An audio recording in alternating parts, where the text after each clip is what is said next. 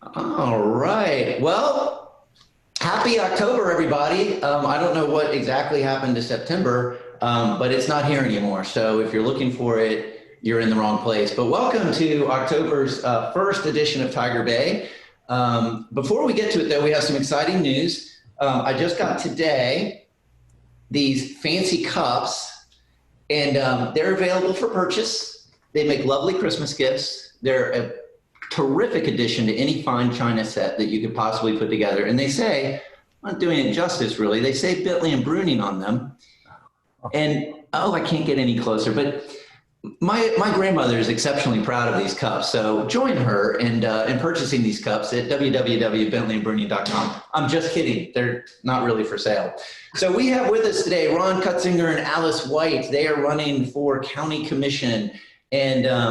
And interestingly enough, they are running in, this whole single district thing is new for all of us. So they're running in what I would call one of the South County districts. So we get to talk a lot about, we're going to learn a lot about South County today. They're both novices. We both have new candidates running for office for the first time. And we were talking a little bit before we got here about how different it was for them. But the good news is that they have promised to interrupt themselves constantly throughout this debate. They have promised that the other will not get a word in edgewise if they have anything to do with it. So not to worry, Tiger Bay members, it's going to be a disaster.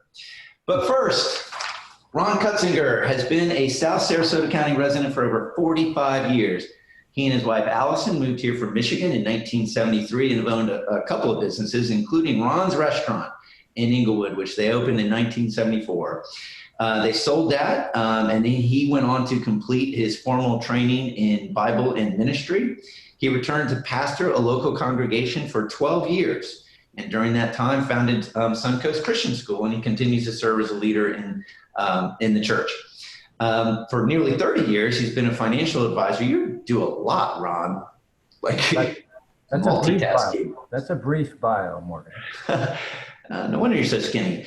And is the owner and managing director of Waypoint Wealth Management, a full-service financial services firm in which recently moved their offices to Minnesota Beach Road. He holds a Series 24 securities principal license and is an SEC registered investment advisor. He has served on several civic and nonprofit community organizations, including, but not limited to, Big Brothers Big Sisters, Rotary, the Chamber of Commerce, president of the Elsie Quirk Library, and is a member of the Sarasota Library Advisory Board. He's also been on the Sarasota County Affordable Housing Advisory Committee and as the spokesman for the Legacy Trail Extension Referendum. That's a mouthful. He most recently served on the Sarasota County Planning Commission, but he left that to run for this office. Ron's 3 sons were born and raised here. He has 3 grandsons and twin granddaughters. So please welcome Ron Cutsinger. You can hear it. You just can't hear it. People are cheering out there. I guarantee it. Alice White, born in Newark, New Jersey, and relocated to North Port in 1990. She finally realized that Newark was not the paradise she thought it was.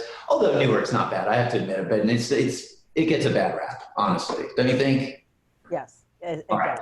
It's not Northport, but I mean, Northport's much nicer. But she taught the school for 36 years, including high school algebra and then elementary school. Not algebra in elementary school. That would be really pretty impressive. But taught math in elementary school and retired just recently in 2018. She has a son, Jake, born here in 1991. He started his own diesel mechanic business at the age of 20. So any of you with diesel trucks, go see Jake. He's terrific. She has served on various advisory boards, including, but not limited to, the City of North Port Beautification and Tree Council, the City Tax Oversight Committee, and the Sarasota Historical Commission. She also has served on, you guys really are impressive, I got to tell you, this is nice.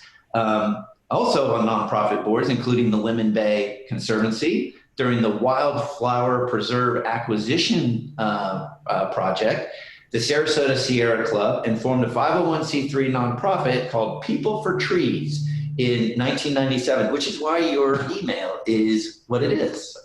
Yes, Tree Lady. Yeah. All will be revealed. All right. She spearheaded annual events, including the Tree Festival since 1999, 21 years. and the Tour de North Port bicycle ride since 2010, as well as major tree planting and beautification projects. She has received numerous Keep Sarasota County Beautiful awards. She was involved in writing I told you these guys were impressive. Involved in writing the comprehensive plan for North Port, which was adopted in 1997. She rewrote the city's unified land, or helped rewrite the city's unified land development codes, and engaged in the original adoption of the 2050 Sarasota County Comprehensive Plan, and is experienced in starting also small entrepreneur type businesses. She is the Control Growth Now Citizen of the Year and the North Port Citizen of the Year. Please welcome Alice White. Hi, everybody. Alice. Okay, guys. I'm going to ask you a kind of a really, I hope this is a fun question for you guys at the outset. And because you are South County, and we always hear about this South County versus North County as if South County were some other country. I'm going to give you guys an opportunity to tell us in 2 minutes or less, in your view, what makes South County unique? Kind of tell me this is your Chamber of Commerce moment. And Ron, will start with you, and then Alice will go to you. What makes South County unique? Well, one of the things, for example, in North Port area, you have a younger population who, younger population with kids and special, unique needs for things like,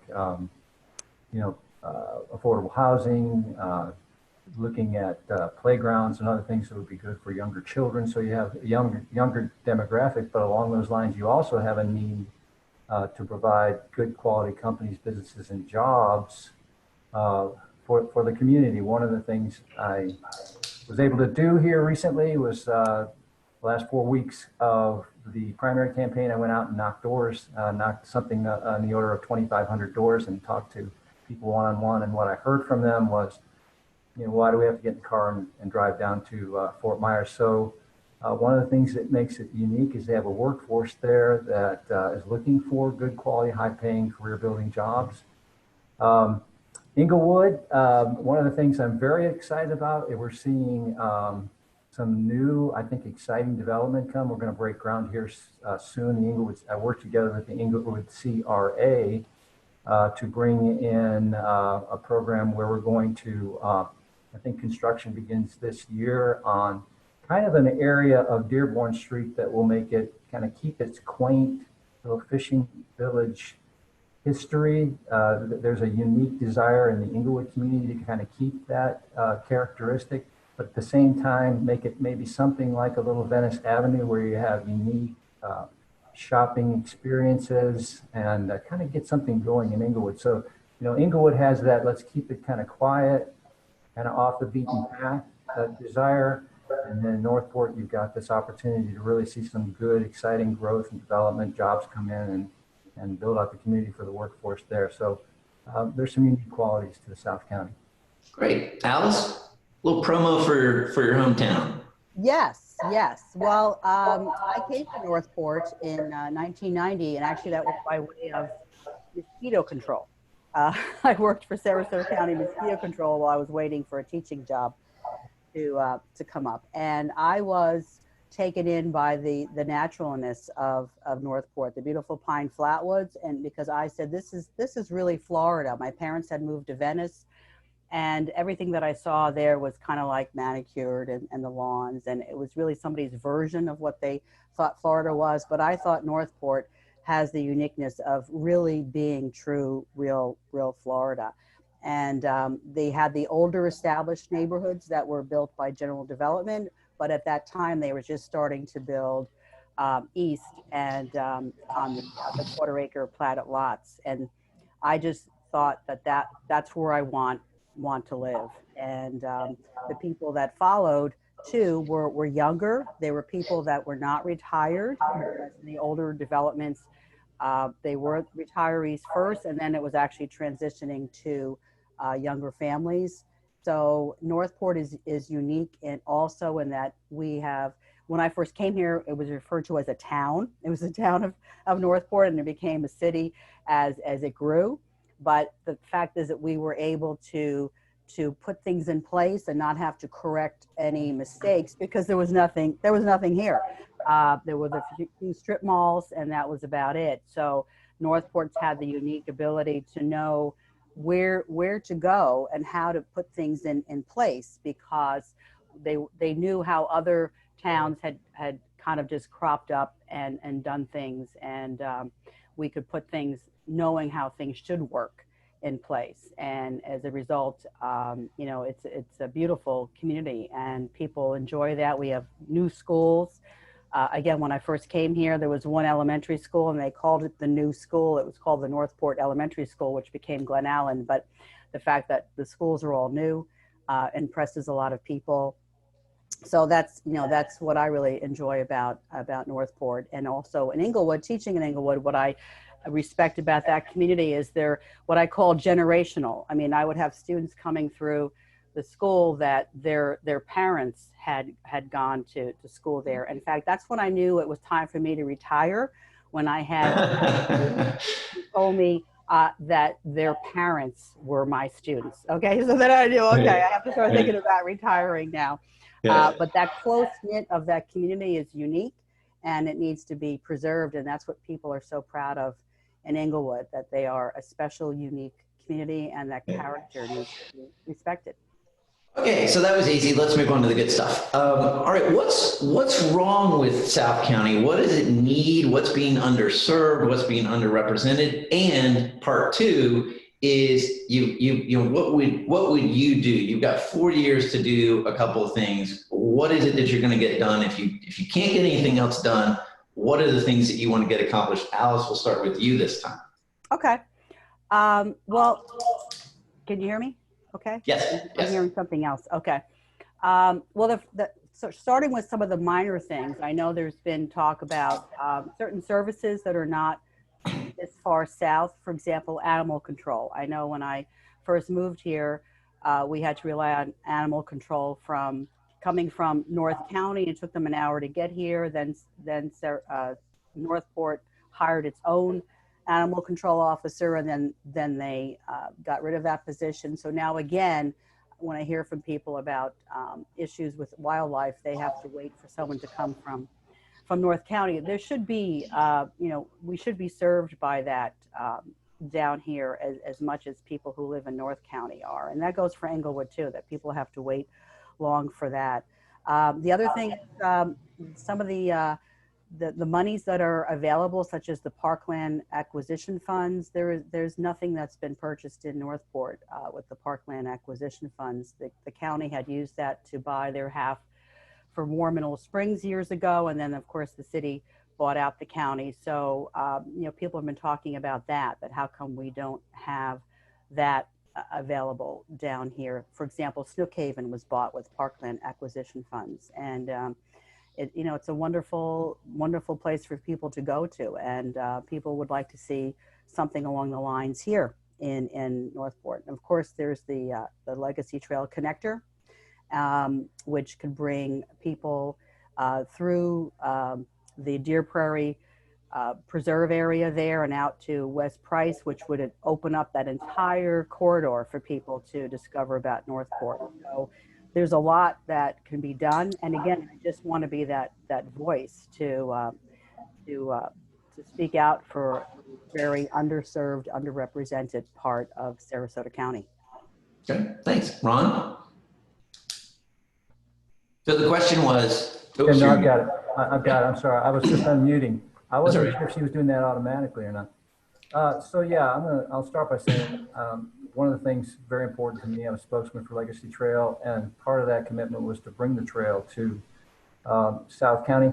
So when they did that, they said, well, which one of the three areas do we want to bring it through? And to my delight, the county said, you know what, let's do all three. And so that's underway. 60% plans are complete.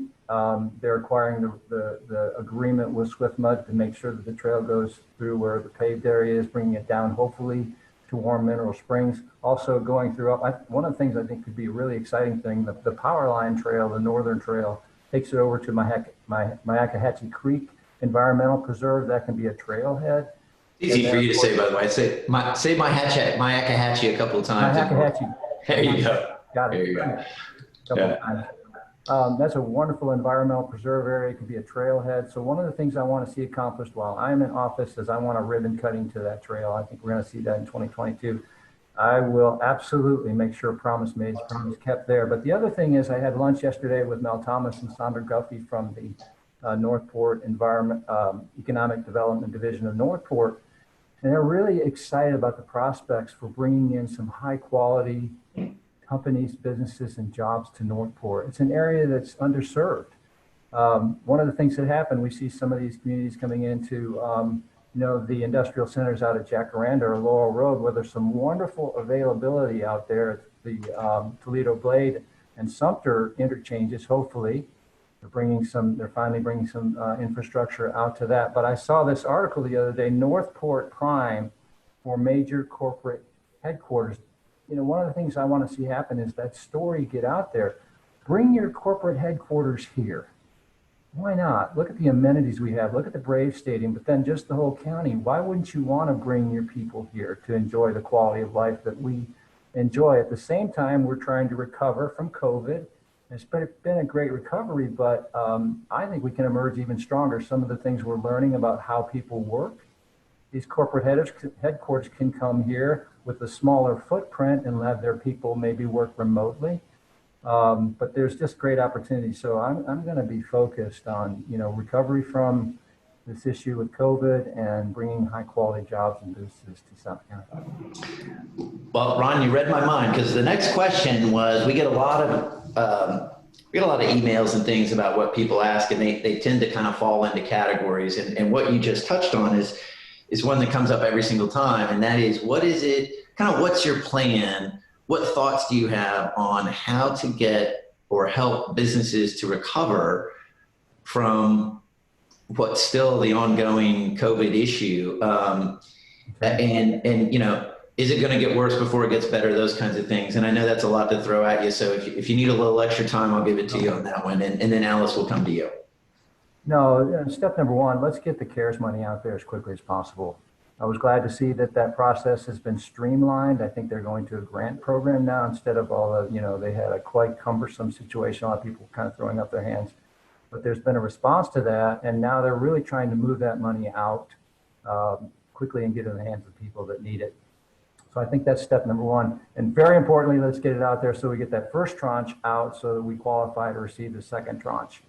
Very important. That's got to happen above all. I talked to Jonathan Lewis yesterday. They brought in another 20 workers. They've got 40 people working actually 7 days a week now to make sure that gets done. So I'm very glad about that. I want to see that happen. But I also saw here last week the presentation by what I'm going to call the new EDC. And there's some new leadership on the Sarasota County Economic Development Corporation, and they've got some wonderful ideas. In my industry, a fundamental principle is diversification. It's a fundamental principle because if you get hit in one area, you can, you overcome in another area. Our county is focused on, basically 3 areas. You have tourism, construction, and service industry, but you don't have a lot of other diversity. We have some, but we don't have enough. So we've got to target some industries that we would like to bring here to Sarasota County. And, they're talking about bringing technology companies, software companies, professional financial services. I think there's a great opportunity to bring corporate headquarters here. It's, a huge market. Manufacturing, I think we're good for light manufacturing. If we can just get the facilities out there, get the infrastructure where it needs to be, we can bring manufacturing here. And then the new targeted industry, the creative industries. We was talking about, for example, Ringling College graduates 100 very highly sought after graduates every year. And where are those graduates going? Well, why don't we get them to stay here? One more thing. I went out to Moat Marine and I met with Dr. Crosby, and the vision they have for what's going on there. It's not only, the new sea education aquarium that they're going to be building, but they're doing some science there that is just exciting. They've got some new technologies. They can provide the science that can be commercialized. And, you know, instead of even going out after companies, right here in Sarasota, we've got this treasure in our own backyard where we can bring those companies to commercialize some of the science they're providing. And then I went out to the research facility out on Fruitville Road, and Dr. Main took me for a tour of what they're doing. Wow. So there's great opportunities to bring good companies, headquarters, jobs, businesses to Sarasota County. We just got to get the word out there and get it done. Yeah, Moda's got a pretty slick operation going. Alice, how about you? What are we going to do to help things kind of recover around here? Yes, well, as Ron was saying, you know, the CARES Act funding is out there, but I've heard from business owners about that even though, yes, now the county has responded and set up outreach centers, I think that should have been done from the very beginning, and maybe that shows what kind of a disconnect our government has with the people and not knowing what people really need before it becomes an issue, because yes, the application process was quite daunting. I also heard from a few business owners that said that the CARES Act funding is only available if you're in arrears. In other words, if you're behind in your rent, you're behind paying your vendors, those checks will be written directly to the people, but I mean to those vendors. But if you were dipping into your, I'm getting feedback there. What is that? Is that me? No, that can't be me. Oh, there you go. Thank you, Morgan. Sorry, that's okay. You started to confuse me there. But what they said is when they dip back into their savings and to what they had for their contingency funds to pay the rent, to pay the vendors, they're not going to receive any funding for that. And it's a legitimate concern that something that maybe wasn't looked at. And then originally the EDC, the Economic Development Corp, I know that there was a lot of criticism about, again, the complexity of the application process, and that out of the 200 businesses that I understand received a loan, only one came from Newtown, that the true mom and pop businesses were the ones that were left out in the cold with that. And those are the ones that really needed to have it the most. But those are also your businesses that are least likely to have those resources, having a paid accountant on their payroll, that they're doing everything themselves. So I think again, to be proactive and to have these resources available before they become a problem and know what the challenges are going to be. I think also COVID has taught us a few things about how businesses are going to be done from now on. Businesses such as Tervis Tumbler has learned that they don't have to have a brick and mortar headquarters building. Actually, I'm going to stop you there, Alice. You guys are freaking me out a little bit because Ron picked up on the question I was going to ask before, and you were actually picking up on the question I'm going to ask next. This Zoom thing, it's like in your head. That's right. Weird. Right. Those electronic waves are coming. Right. Yeah. That's why I wear tinfoil usually around my head. I was going to ask you guys that question. Has COVID make you think about, and I was thinking about growth issues, land use issues when I was asking the question, but even economically, I guess you raise a good point, is the whole way we do the economics. So I guess I'll just throw it back to you. Has COVID made you rethink how we should do growth and development going forward? And Alice, we'll start with you. Yeah, because that's what I was leading into from what I've read. And like I said, when Tervis Tumbler came out and said they don't really need to have that brick and mortar building, and they're selling their headquarters building because they learned that their employees can work at home and do just this same job. And actually that makes for a very happy employee because you're in the comfort of your home, especially those who have childcare concerns or issues, or you have to take somebody to the doctor. It doesn't become a major stressful situation, and your employees are much happier. So I think we have to be thinking about going away from thinking we have to have brick and mortar headquarters and buildings, because I think that businesses are not going to be going that route, that they see that there are certain things that can be done from home. And plus with the zoning, I know that talking with the Chamber of Commerce here in North Port, that North Port doesn't have land that is properly zoned to bring in that kind of an operation. And I know there was a rezoning done on River Road last year or the year before, a couple of years ago, from major employment center to residential. So, and that's a section that could have had manufacturing or a distribution center, and it was rezoned for houses. So again, there must have been a reason for that occurring, and that's right next to the Paul Morris Industrial Park. Maybe the commission and the planning commission didn't see a need for that type of zoning anymore, because we're not going to be bringing in those types of areas. So I think COVID has changed a lot of things, and I think we have to be thinking ahead to now how things are going to change. Thanks, Ron. How's COVID making you rethink development? Well, in my own life, personally, it's changed the way I do business. And I think that was always happening. I think COVID accelerated our move to a more virtual economy and to a, perhaps in some ways, a much more efficient way of doing business. I know for me, there's been a lot of times when rather than make the hour-and-a-half trip to Sarasota, I get on a Zoom conference and then, we accomplish what we want, and then we're not able to, we don't spend an hour and a half on the road. So it does a couple of things. It saves a lot of time, but it also saves traffic. That's very important. But another thing is that, as I mentioned earlier, I think a huge target market for Sarasota County, especially South County, is corporate headquarters. I mean, these are the high-paying jobs. And what those people are looking for is quality of life. They're looking for quality of life issues. Where would you want to live? You want to wake up in a northern city with all the issues and the freezing weather and the winters and all that, or would you rather wake up every day to Sarasota County? I mean, I wake up in the morning, I have to pinch myself and say, yeah, I really live here. Why not go after those high-paying, high-quality jobs? And also, COVID will allow us to say, look, your corporate headquarters can be downsized from what you thought you needed. I know there's a lot of office buildings going vacant right now, and I'm not sure that a lot of those are not going to come back. The surprise is that they're finding out that people are actually working more efficiently from home than they were in the office. So yes, and I saw that a new targeted industry, and I'm very excited about this, for the EDC, is they're going to target remote workers. All these companies that are, learning they can have their employees stay home. Well, remote worker can work here as well as they can anywhere.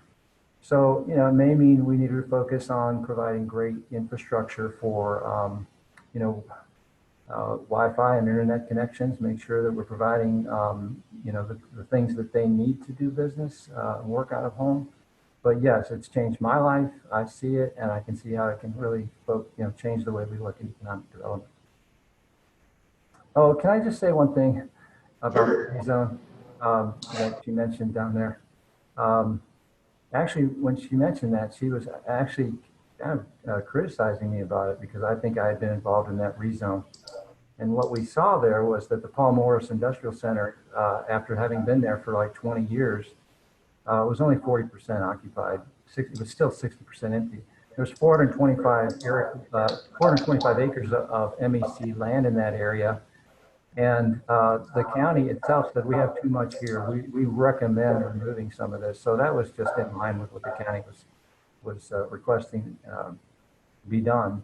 And we certainly didn't take away anything from possibility of jobs down there. Okay, so see there, I learned something. I didn't know it was even a criticism. Alice, since you brought that up, do you want to respond? No, we're not going back for it. Okay. Hey, this is TV, Ron. You got to make it exciting. I need someone I don't want to interrupt her. I need someone to cuss or call a name or something. All right, so we're going to go to Dennis Reese. He is a Tiger Bay member, and he has a question for the panel. Dennis, take it away. Thank you, and thank you both for participating in this. The City of Sarasota and Manatee County Commission both passed resolutions endorsing the ERA. Sarasota County Commission apparently decided not to bring it up for consideration. If you were to win a seat on the commission, would you support such an endorsement? Do you want me to go first? Well, hang on. Or who? Ron, I think we're on you now. I think we went Alice last time, so we'll start with you, Ron.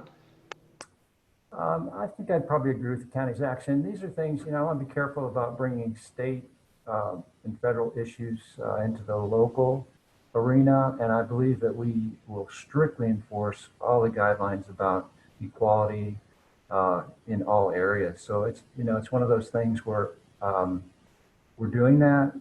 I absolutely support quality in all areas. I don't want to start bringing federal and state stuff into the local level. Alice. Yes, I would support it.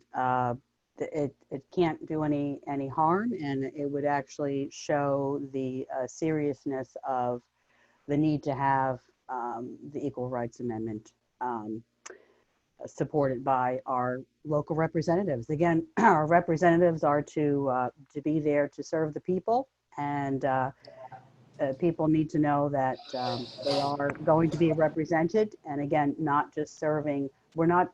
Our elected officials are not just there to serve their own agenda, but to represent the people. And there's a good reason why the city of Sarasota and Manatee, drafted that and approved that, and it's something that should be done. Great. So now we have our lightning round. Lightning round is just a yes or no question. If you do anything with do a yes or no question, I will buzz your seat. I have wired your seats with electricity. So you did not know that, but if you do anything but a yes or no, you will be electrocuted on the spot. So on the ballot with you guys is a referendum that says we're going to have a $15 minimum wage. It's been the topic of a lot of discussion. Would you vote for it? Yes or no? Alice? Yes. Ron? No. You guys are awesome. No one ever follows those rules, and you guys did it the first try. So, all right. Moving on to a slightly different topic, although I think you both kind of were hedging up to it, and that is, and you both got children that are born and raised here, and Ron, I didn't ask you if yours has stayed local, but how do you encourage young people to either stay or, move away, but then come back to Sarasota, or in particular, South County, Sarasota? What's the key to unlock that lock? And Ron, I guess we're back to you. Well, I guess I hate to repeat myself, but they need good quality jobs to come to. I mean, if we're going to call them back to this area, one of the reasons my kids, unfortunately, I'm very fortunate my kids were born and raised here, and we got to experience all the wonder and beauty of Sarasota County. I'm very thankful for that. But they moved on because they moved to the jobs that were calling to them, and some of those weren't really available here. So I think, if we're going to call people back to this community, we have to really make it a place where they can get the kind of high-paying, high-quality, career-building jobs that they need to build their families' lives and careers. I think also, one of the huge attractions to Sarasota County is the quality of life issues. So I think we need to continue to do things that will make this such a desirable place to live. A lot of these graduates are looking for the quality of life issues. They move to a place because it's where they want to live, not just necessarily for the job itself. That's really important, but also, is it the kind of place they want to raise their family and have the amenities that are meaningful to them? So I think we need to continue. I mean, we've got a great quality of life, but we can always do better. We can always improve. So I think we need to continue to build that quality of life to make it such an attractive place to live.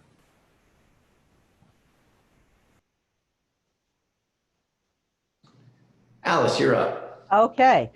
Well, I see things a little differently. Yes, my son was born here, and as you mentioned before, he went to North Port High School, and he started his own diesel performance shop when he was 20. And I have to put a little plug in for myself for that too. Even as being a single parent and a teacher, I was able to save a little nest egg to give him to start that business. And today he has 5 full-time employees, and he actually convinced his landlord to buy the building across the street, which, by the way, is on the Legacy Trail. It's right where Colonial Lane crosses the Legacy Trail. That's where his business is.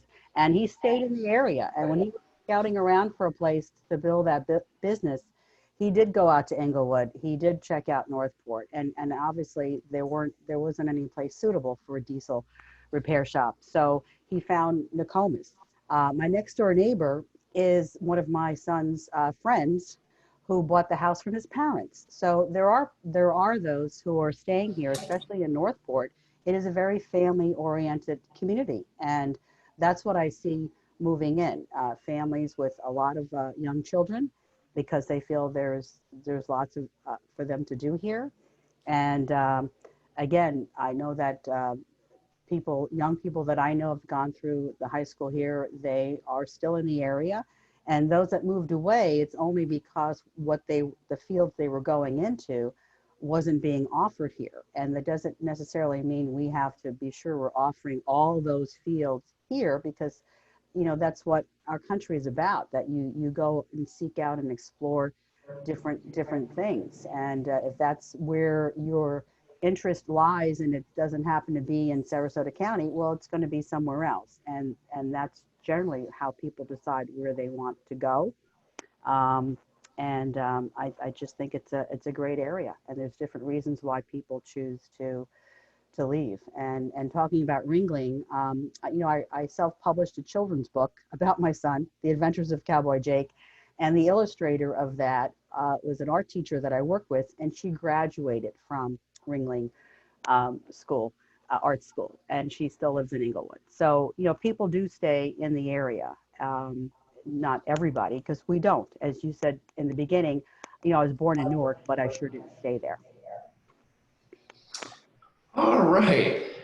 Okay, so now things are getting really weird. My next question was going to be about affordable housing, and we just got a question in the panel so it's not only you guys that are apparently reading my mind, but now the audience is reading my mind. So a question from the audience that I'll just read to you. So the Sarasota County Commission is considering a measure that would eliminate the requirement that developers include affordable housing in their plans. Where are you on this type of action? And Alice, will pick it up with you.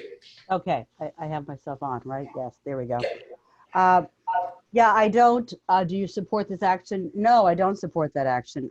One of the basis for the 2050 plan, when it was first being developed about 20 years ago, was that there would be a component for affordable housing. And that was in exchange for granting the developers an increased density, you know, because they have to make up the difference in the cost somehow. So instead of having, you know, 4 units per acre, you can have 5, but you're going to have so much to be for affordable housing. My understanding is we haven't had any affordable housing built, even though we've granted the increased density for that. And that is the incentive. I mean, again, we are a tourist-driven industry here. This is where we live, and we have to accept that if we go the other route and just want everything to be about industry, we're going to lose the paradise that we came here to enjoy, and we want to see our families enjoy.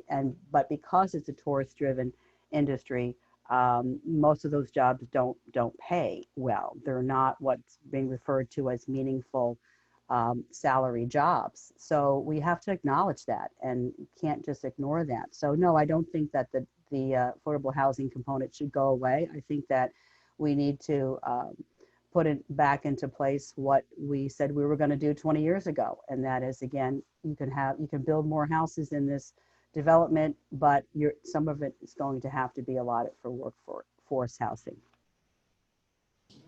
Great, Ron. Okay, so what happened there is that the state, and I watched the hearing and I read the materials, the state came back and said, look, if you're going to require this of a developer, what you have to be able to prove legally is that the bonus or the increase that you're giving them equals the value of what it costs them to provide it. Otherwise, you're in legal jeopardy. So this was proposed not by developers or anything nefarious. It was our county attorney came to the county commission and said, look, guys, if we continue the way we are, there's jeopardy here because there's the ability to come under lawsuits and cost a lot of money. So we can keep the incentives as a part of it, but not require it. And so what we need to do is make sure that what we're offering to the developers equals or even exceeds, the cost of them of providing it. So there wasn't an issue here.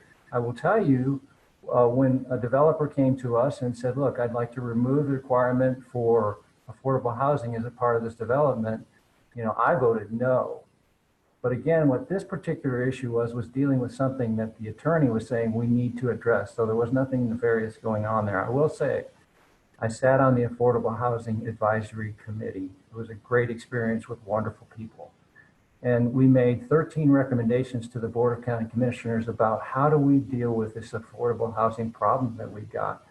I'm really glad to see many of those have been adopted by this commission. And we're looking at a very serious problem. There's no magic bullet here. Believe me, I spent many, many hours doing a lot of research across the country and how are other people solving it. And there's a number of things we can do. I've got a whole list. We take all the time, Morgan, to do over that. One of the things I'll share, one of the things I was most excited about was the possibility of doing an overlay for some of these abandoned strip centers and even the malls. There's a great study, Winter Park. Winter Park had a dead mall. Now it's called Winter Park Village. And what they did is they allowed them to come in and create a mixed use development there that was kind of a walkable community and it's been incredibly successful. So we can take some of these areas where retail's not coming back. E-commerce is the new way that people are shopping. And so a lot of these brick and mortar places are going away. Well, what do we do with these centers that are located perfectly? Great intersections, great transportation, utilities are already there, lots of space. Why don't we allow some people to come in here and build some affordable housing, mixed use development, and that's the only way it's going to get done. I love what Habitat for Humanity is doing, but we're not going to solve this one house at a time. It's going to have to be multifamily. So there's some great ideas out there. I will focus on getting those implemented. Okay, so the big topic I guess I would say for South County is the de-annexation of West Villages. It's it's a unique idea. For those in the audience who've never heard of this idea, is we've heard about annexing things, we've heard about, now we're hearing about de-annexing things. So cities will expand, they annex. This is the opposite. And Ron, I guess I'll start with you. It's a big topic. I get it. So take it however you want to take it. Kind of where do you stand on the idea of carving out a portion of a city? Oh gosh, I guess it's legally called contraction, and there's a group of people just who are very upset with the fact that they feel like money's hadn't been spent correctly, and that there's issues with the North Port leadership. So, this is going to be a matter between them and North Port. This is not going to be, something that we're really getting into. I think it's going to be very challenging for them to accomplish it because, I guess I think of it as trying to unscramble an egg. I mean, the utilities and all the things that are already been a part of that and all brought together, how do you unwind all of that? I understand it's a very lengthy, difficult legal process. So I think the bottom line here is I don't see that that's going to happen. Maybe it is, but again, it's going to be, I think, a lengthy, somewhat difficult challenge for that to happen. I am really excited about what the future holds for Wellen Park and the downtown that they're breaking ground down now. It's going to be an exciting amenity and some wonderful things going on there. So I hate to see it all get distracted by this. My hope is that they can kind of work out those things and move it forward for the good of the community. So I'll push back a little bit. So that lengthy legal process you're talking about does involve the county. So what happens is you hit the nail on the head. Is you've got all these things, everything from employee retirement accounts all the way down to the utilities to the assets that has to be negotiated between the exiting municipality and the entering county commission. If I throw that little factoid into it, does it change your view on whether or not you think it's a good idea or not? I mean, West Villages and that area as well as what you guys both do.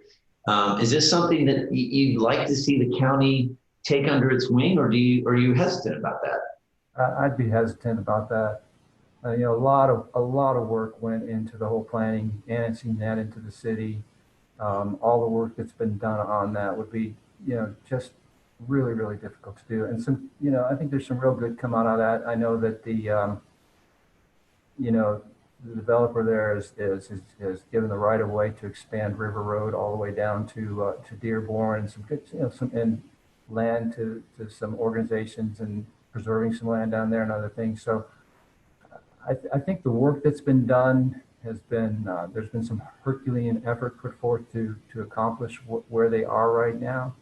So, I'd be hesitant to see that get into a long, lengthy, difficult mess and kind of, interrupt that process. So I would be hesitant. Okay. Alice, thorny problem over to you. Thank you. And this is where my history of being here for 30 years comes into play, that, I do have a diversified history that goes beyond trees, as some people said, just about trees, because I have always been a community activist and have been here when all of these housing developments were coming on board, including the annexation of the Taylor, which became the Thomas Ranch annexations for West Villages.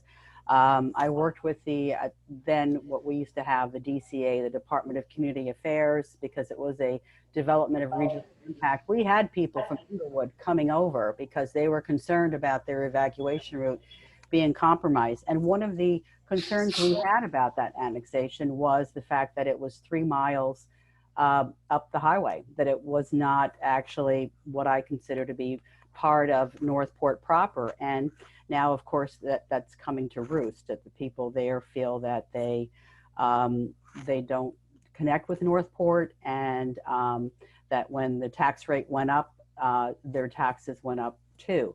However, one of the justifications for annexing in that property was first to give us more of a commercial tax base, which really hasn't panned out except for the Publix shopping center that just came online. And we just got finished talking about retail, that, that's not really the way to go.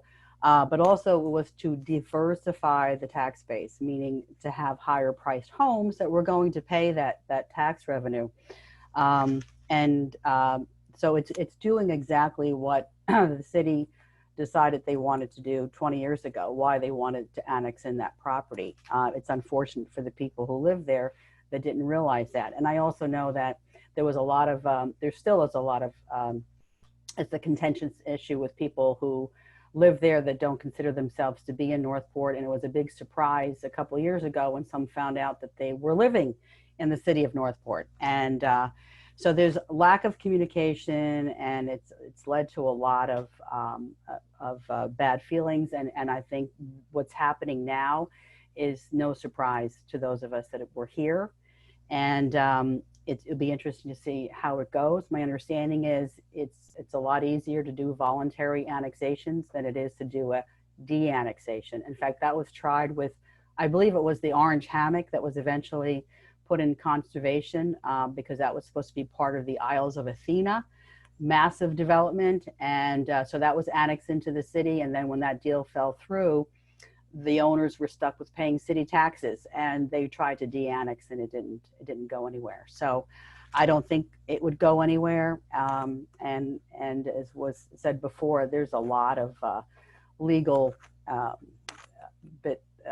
wrangling that would have to come up as to who. So let me push back on you then, because one of you is going to be making a decision on this if it goes forward. Would you be hesitant if you're sitting with your county commission hat on and you're going to have to receive this project as part of the county? Would you be hesitant to see that happen? I know I would be, because there was a reason why the county 20 years ago did not want to see this development come, because Taylor Ranch had approached the county first, and the county said this was not in our comp plan, it's not in our land use, it is not following our plan. So that's why the ranch, the developer went to the city of North Port. No, I would not be, in favor of that, because again, it would just create a whole other burden for the county to take over a lot that has already been established with the city of North Port. So let me ask you, I got a couple more questions, and I'm going to actually get you to go through them a little quicker, because I want to give you time for your closing argument so you can make your pitch. And I'll tell you right now, I usually ask candidates to like tell me something they like about the other side, because typically candidates come in and they, you know, there might be some hostility or what have you, and we bring people together here at Tiger Bay. We're you know, uniters, not dividers. You guys seem to be very respectful of each other. I don't know how much contact you've had prior to this, but you seem to both have a good solid head on your shoulders. So I don't know who's going to win this race, but I think we're in good hands no matter what. But let me touch on a few topics before we get you to your pitch. I want to talk about growth generally. I specifically want to talk about water resources for some of the things you're talking about and where you see those resources coming from. And then kind of, there's a specific question about moving. There's talk about moving a north-south road, Lorraine Road, further south down towards y'all, not quite to you, but getting there, and kind of get your views on all those topics. So Alice, I think we ended with you, so we'll start with you. And one more is South County growing too much? I know that's a lot of questions in one, so if you forget how many there were, I will certainly remind you. But basically, that's the question: is it growing too much? Should the roadways be being cut where they are? And how are we going to get water to do all the things that are happening in South County? Take it away. So you're starting with me. Is that what you said? Yes, ma'am. Okay. Yes, infrastructure has been the biggest problem in having adequate infrastructure. Our water has to be respected, and also the wastewater. I know that's been a big issue, and I know the county is building their $300 million advanced water treatment standard facility to upgrade our wastewater treatments, but that's like a little bit too little too late. We've already had these sewage spills, and it's a result of approving development before we were ready to handle that development. And we don't want to see that happen in South County to that extent that, it's going to ruin our natural resources and not be able to provide for people. We have to be serious about, you know, our headwaters. Where is our water coming from? How is all of that going to affect? And then where we live, and of course, roads. You know, our impact fees, although they're set at 100% of their funded levels, they're not being paid at 100%. My understanding is that the developers can get up to a 50% discount on impact fees if they build in the most congested areas of the county, which is anything that is west of Honore. That's where everything is taking place. So that's really a loaded question, Morgan, what you asked there. There's a lot in there that you were asking, but it's something that it has to be taken seriously, and I don't think that we are. I think we're just going forward as far as growth for the development for the sake of development, and growth and development is going to occur. Land has been zoned for certain uses, and we have to allow that to happen. However, we're the ones who are supposed to be setting the standards, and as county commissioners, our elected officials, again, they're supposed to reflect the vision, excuse me, of the people. And the people want to maintain, again, their quality of life and the reasons why they came here, but they also acknowledge that they don't want to be the cause of our paradise being ruined, that they want to have it for everybody. So we need to be responsible when we are making these plans, especially for just more roads that really actually end up just bringing in more development, creating these roads, even though, for example, 776 through Inglewood, I remember when that was created into a 4-lane divided highway, and that just opened up that rotunda area, just exploded because when it was just the 2 lanes and 1 bridge over the Myakka River, Englewood was just growing at a nice little slow pace, and we have to be ready for that and acknowledge this is what's going to happen, and can we handle that huge influx that's going to happen. Let me ask you this, where's the water going to come from? Yeah, where is the water going to come from? I hate to ask the questions, ma'am. I'm in charge here. Yeah. I am the Chris Wallace of this moderator of this debate.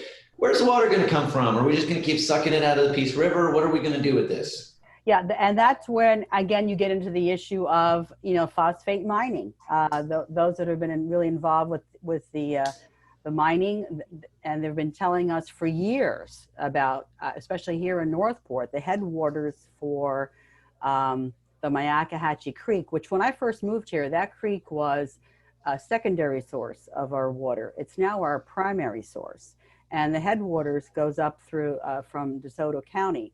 And again, when you're talking about having phosphate mining taking place that is going to affect our water supply, we have to be serious about that. And it's not just cutting off the water supply, it's what's being done with the holding, the retention pond, so to speak, when they have to hold that radioactive byproduct, waste byproduct of phosphate mining.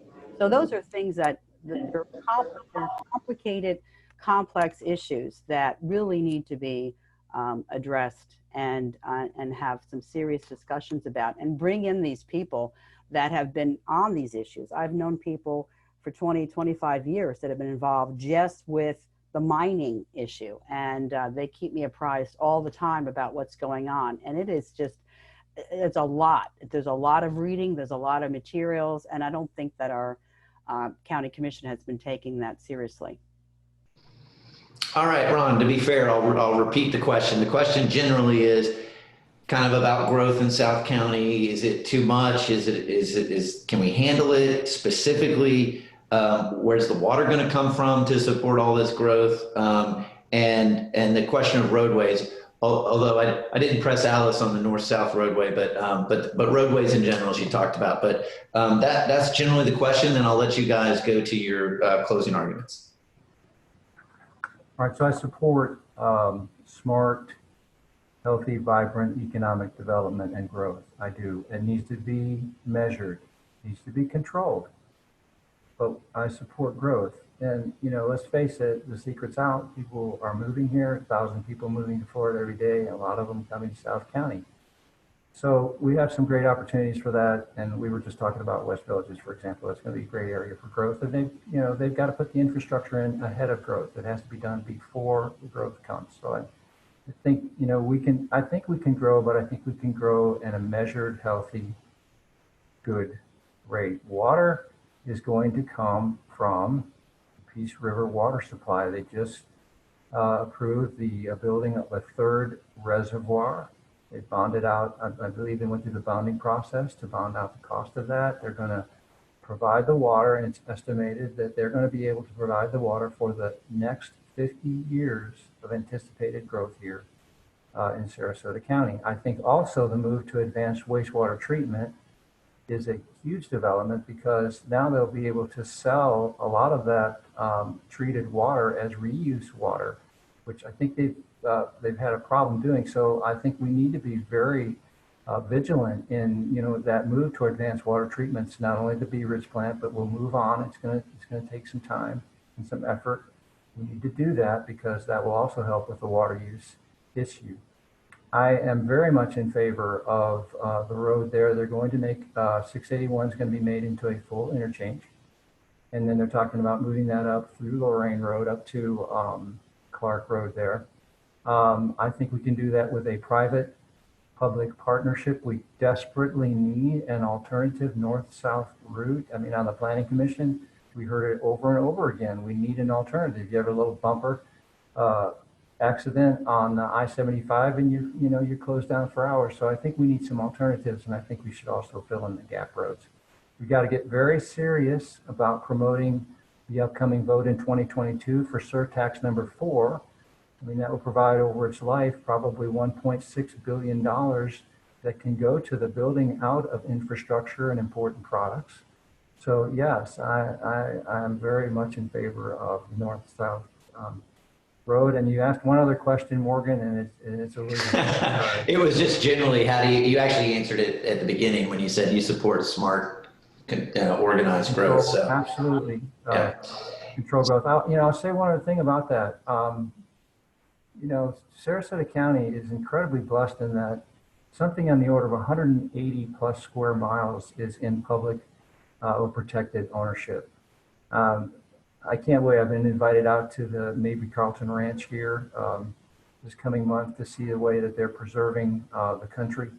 And Sarasota County takes preserving its properties and environmental systems very seriously. You know, we do that every year. The Environmentally Sensitive Lands Purchase Program continues to this day, and every year we're buying properties to preserve them. I think that helps with the water supply because we're preserving those wetlands that, you know, replenish the aquifer. So, you know, we're doing the things that we need to. We got to get better always, with room for improvement, but I think we can grow, but grow in the right way. Well, great. So Tiger members, we're going to have a poll that comes up right after these 1-minute closing arguments. So stick around. Jennifer or Kevin, who are lurking in the background with their puppet master strings on me, will put it up right as we get to the end of Alice's closing, because Ron's going to go first. Ron, you've got a minute or two to make your pick one. 1 minute. To make your final pitch to these voters. Take it away. We've talked the issues, so just let me talk a little bit about me. I told this story earlier that as a youngster growing up in the city of Detroit, you know, elementary age and on, we would, instead of doing a traditional Christmas vacation, what we would do is load up in the RV and head down here to Sarasota. Actually head to Florida, excuse me. And my dad loved the state parks, so what we would do is we would camp in state parks all across Florida. I saw more of Florida as a visitor than I did than I have as a resident. And the state park I remember the best is the Mayaca River State Park, because it's, you know, as a kid growing up in Detroit, you know, our playground was the alleyway. And so you can imagine the wonder and the amazement of, you know, pristine, beautiful Florida. And then, you know, the alligators, the deer, the wild pigs and flocks of turkeys. Just what an exciting adventure that was. Roll forward ahead a few years. Married my high school sweetheart. She had just turned 17. I had just turned 19. We literally packed everything we owned in the trunk of a car and moved to Florida. And we landed here in Sarasota County. Our first home was in the Venice Ranch Mobile Home Park. And who could have imagined that, you know, as a kid, what I experienced, that I would actually be living just a few miles from there, and now even having incredible opportunity of running to serve as county commissioner. And I have to tell you that the wonder, the thrill, the excitement that was in me as a little kid, experiencing that still lives in me. I said earlier, I have to pinch myself every day when I wake up to realize I'm in Sarasota County. I heard someone call it the crown jewel of the West Coast. It is certainly that. And as a county commissioner, I will absolutely bring that to the dais. I've got the experience, the background, the relationships to be a great county commissioner. And I have a love for this county, I have a love for my district, and I will bring that to the dais. Thanks, Morgan. Thank you, Tiger Bay, for the opportunity. Thank you, Ron. Alice, you're up. Okay. Am I there? Yes. Yes, I want people to know first and foremost that I care. I care that there's been a real disconnect between our elected officials and the people that they should be serving. I would honor the position of what it means to be an elected official, to serve and represent all of the people. And I will not be coming to the dais with my own agenda. My agenda will be the people's agenda, because I have a solid 30-year history of serving the people of my community here in North Port. And I care in particular that here in North Port, the largest municipality in all of Sarasota County, doesn't have a seat at that county table. Yes, we need to have smart development. And actually that's a phrase I've been using for quite a few years, that growth and development has to be both financially and environmentally sustainable. And that starts with having impact fees being paid at 100% of their full funded levels, so that we don't constantly have to be sharing the burden or having the burden of paying for development. And we have to be more realistic about the way we are impacting our natural environment, because yes, as we've said in these conversations during this forum, it is everything. It's why we came here, and it's why we want to stay here, but it drives our economy. And I wanted to share what is my definition of an environmentalist. An environmentalist is one who understands how the environment impacts us and then how we impact the environment. And if we don't understand that, how they have to coexist coexist, then we're always going to be backpedaling and paying for it in the long run. Even former Florida Governor Reuben Askew back in the 1970s said that ecological destruction in Florida is nothing less than economic suicide. And I think Sarasota County should be the environmental role model and set the standard for how we protect our natural surroundings, especially our Gulf waters, that we can have growth and development and respect the character of our land at the same time. Again, I want people to know I care. I've spent a lifetime being a teacher, a lifelong learner, and sharing my love of learning with students and working in groups and communities. I know how to work with people, to team build. In fact, as a teacher, every single year, I had a whole new classroom of students that I had to get to know, plus working with different teachers every single year as well. So I want people to know that I will always care. I will care about you, and my allegiance would always be to the people of Sarasota County, but in particular, the people of District 5. Thank you. Well, listen, guys, terrific job. I think you should both stop running for this commission seat and both run for president. I think we certainly do a great job. Great, guys, we have a poll up. It'll be open for about a minute. Go ahead and vote now, and then we'll give you the results. But again, Ron and Alice, best of luck to both of you. You're doing a great job, and we're lucky to have you. So thanks again, Tiger Bay. We'll see you next week. All right. Thank you for putting this on. Of course.